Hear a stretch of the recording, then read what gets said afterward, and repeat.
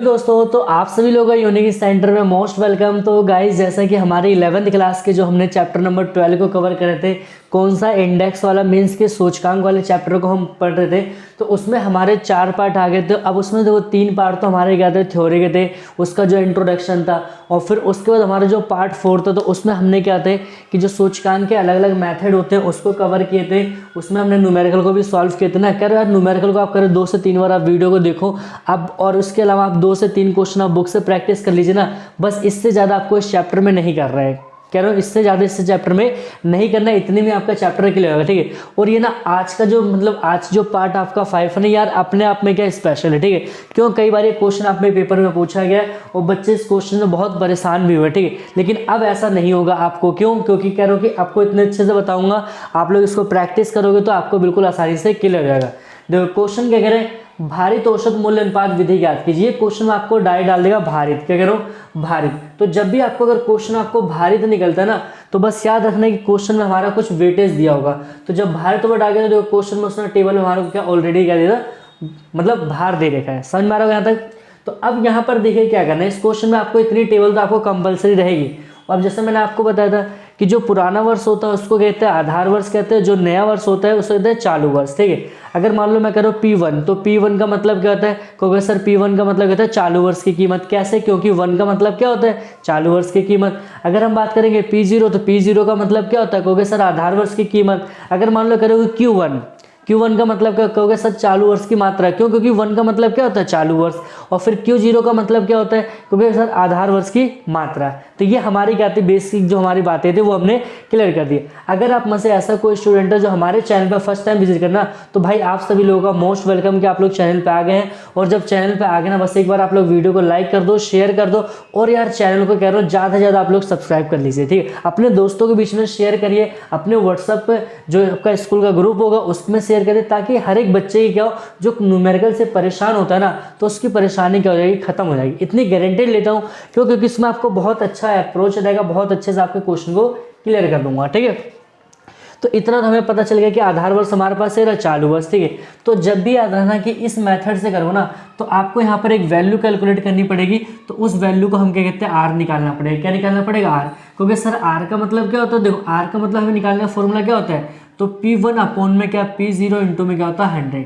इससे आपका क्या निकल के आएगा, आपका आर की वैल्यू निकलेगी। आप कहोगे सर P1 आपके पास है, P0 आपके पास है, तो बस कुछ नहीं करना, वैल्यू पुट करिए। P1 कितना है, कहोगे 200, और P0 का मतलब कितना, 100, और यहाँ पर कितना होगा ये, तो 100 से 100 हमारा क्या कैंसिल, कितना आ गया आपका, यहाँ पर कितना आएगा आपका 200। थोड़ा सा स्पीड में करना आपको कैलकुलेशन, ये हो गया। अब देखो P1 कितना देखें, तो कहोगे P1 हमारा कितना है 800, और यहाँ पर फिर P0 कितना देखा 200 इंटू में कितना होगा ये, तो ये हमारा 2 जीरो से 2 जीरो कैंसिल, 2 चौके कितना होता है 8, तो ये भी कितना आएगा हमारा 400। क्लियर है यहाँ तक? अब फिर देखिए यहाँ पर कह रहे हैं कि 16, ठीक है 16 हो जाएगा, और फिर यहाँ पर आपका कितना देखा P0 तो कितना ये, अब इसको 2 अट्ठे कितना होता है 16 बराबर कितना आएगा आपका ये 800 हो गया। और हमारा सेकंड लास्ट देखिए 40 और बटे में कितना होगा आपका 8 इंटू में कितना होगा 100, तो 8 पंजे कितना होता है 40, और यहाँ पर कितना आएगा आपका 500, कितना आ गया 500। और फिर लास्ट वाला क्या हमारा 6 अपॉन में कितना 1 इंटू में कितना होगा आपका ये, तो इससे आपको अगर मल्टीप्लाई करो कितना आ गया 600। यहाँ तक तो हमारा काम फाइनल हो गया। क्लियर है? यहाँ तक हमारा काम क्या फाइनल हो गया।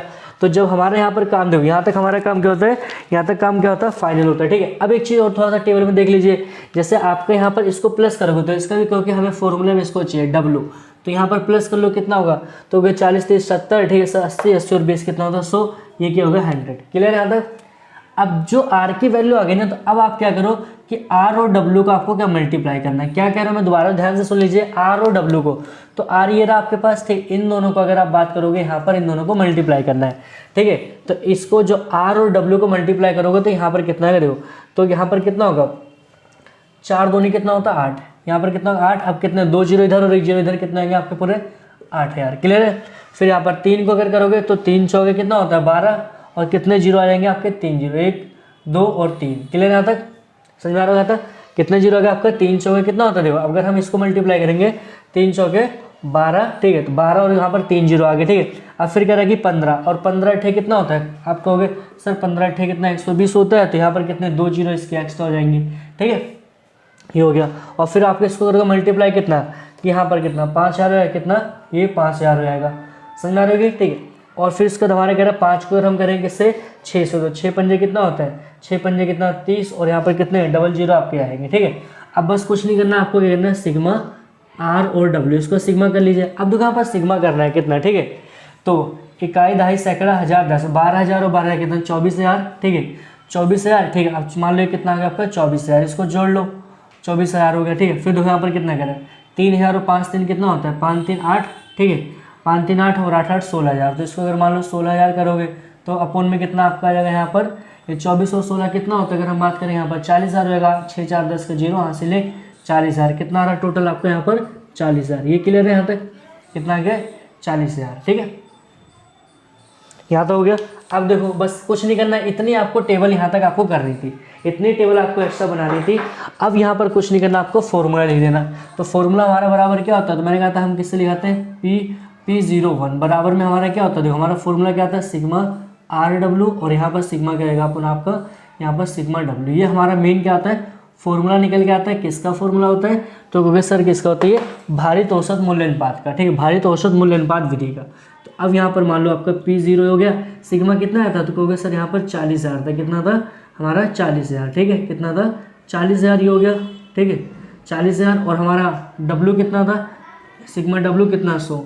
तो अब अगर मान लो यहाँ पर इसको हम इसको कट कर दें, 2 0 से 2 0 कट गया, तो बचा कितना हमारा 400, कितना आ रहा है ये 400। तो गाइज यहाँ तक क्या होता है हमारा फाइनली क्या होता है, ये जो होता है हमारा क्या होता है आंसर आता है। ठीक, अगर यार आप लोगों को वीडियो अच्छी लगी ना, अगर आप लोगों को वीडियो अच्छी लगी है तो वीडियो को लाइक शेयर और कमेंट में बिल्कुल आपको कमी नहीं करनी है। और अगर आपके कोई भी टॉपिक से रिलेटेड आपके कोई भी डाउट है, या फिर आप एग्जाम के मतलब आपको न्यूमेरिकल को कैसे करना है, आपको कोई स्ट्रेटेजी पूछनी है, तो अगर आप लोग कमेंट करिए, और आपको हर एक कमेंट में आपको मान लो कोई भी अगर आपके डाउट्स होते हैं वो आपको क्लियर करूँगा एक पर्टिकुलर आपको वीडियो बना के, कि हाँ न्यूमेरिकल कैसे पढ़ना चाहिए, या फिर हम कौन से चैप्टर के पहले न्यूमेरिकल की प्रैक्टिस करें फर्स्ट टर्म की, क्योंकि दोनों सिलेबस आपके इंक्लूड रहेंगे, दोनों आपका फर्स्ट टर्म में वहाँ से भी आपके कुछ आपके क्वेश्चन आएंगे और यहाँ से भी। तो अगर आपको कोई बातें जाननी है तो आप लोग कमेंट सेक्शन में आप कमेंट कर दीजिए, उसके लिए आपको एक पर्टिकुलर आपको वीडियो मिल जाएगी। तो मिलते हैं अब क्या नेक्स्ट वीडियो में, तो उसमें भी हम क्या करेंगे क्वेश्चंस को लगाएंगे। So thanks for watching this video.